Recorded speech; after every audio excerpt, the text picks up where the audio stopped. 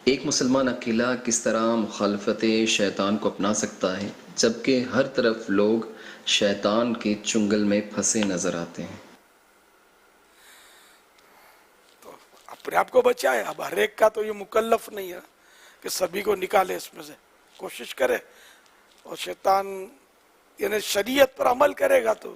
اور شیطان یعنی گناہ شیطان کروا رہا ہے, گناہ نہ کرے, نیکیاں کرے, نیکیوں سے روکے تب بھی کرے, تو یہ شیطان کی مخالفت ہوگی.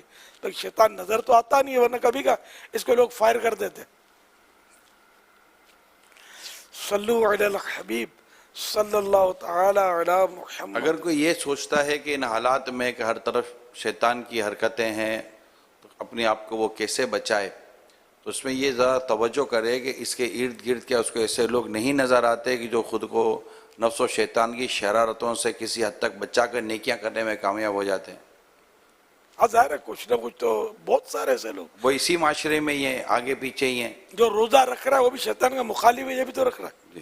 جو مسجد میں جا رہا ہے نمازوں کے لیے, یہ شیطان کے مخالفین ہی تو جا رہے ہوتے ہیں مسجد کے اندر. اور جو گناہ بھی کرتا ہے تو اس کو کوئی اچھا کام کر کے تھوڑی سمجھتا ہے. گناہ گار بھی شیطان کا مخالف ہوتا ہے, اس کو افسوس بھی ہوتا ہے کہ یہ شیطان میرے کو مطلب چھوڑتا نہیں ہے پیچھا.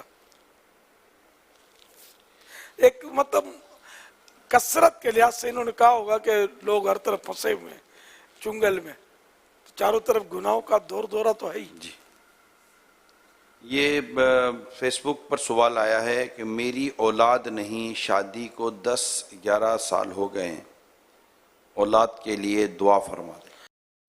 اللہ کریم نیک اولاد عافیت کے ساتھ بغیر آپریشن کے عطا کرے. اب امام حسن مجتبی رضی اللہ تعالی عنہ نے جو ایک شخص کو یہ جو کہا کہ استغفار کی کثرت کرو, اور وہ 700 تک لے گیا استغفار, اور اللہ نے اسے 10 بیٹے عطا کیے.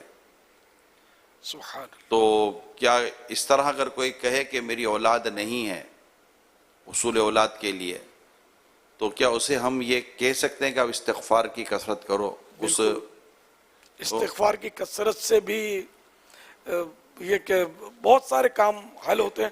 یہ بتائیے آپ نے جو پڑھا امام حسن لکھا تھا یا مطلقاً حسن لکھا اب تھا؟ امام حسن تھا اور حسن الگ ہے, وہ یہ دو الگ حکایات ہیں جو صراط الجنان میں مفتی صاحب نے جو نقل کی ہے. یہ دو الگ الگ حکایات ہیں. ایک امام حسن سے ایک حضرت امام حسن سے متعلق ہے جو حضرت امیر معاویہ رضی اللہ تعالیٰ عنہ کے یہاں تشریف لے گئے تھے.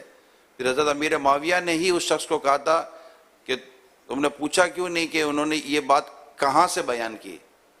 تو پھر حضرت امام حسن مجتبی رضی اللہ تعالیٰ عنہ سے اس شخص نے دریافت کیا کہ حضور آپ نے یہ بات کہاں سے بیان فرمائی, تو آپ نے حضرت سورہ ہود اور سورہ نوح کے یہ دو حوالے بیان فرمائے تھے. سبحان اللہ.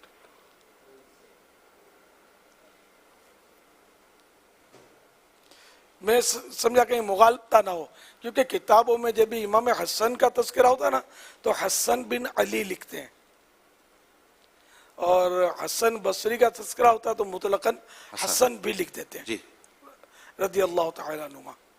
حسن بصری تابعی تھے, امام حسن مجتبی تو جنتی ابن جنتی, بے شک. صحابی ابن صحابی, نواسہ رسول تھے.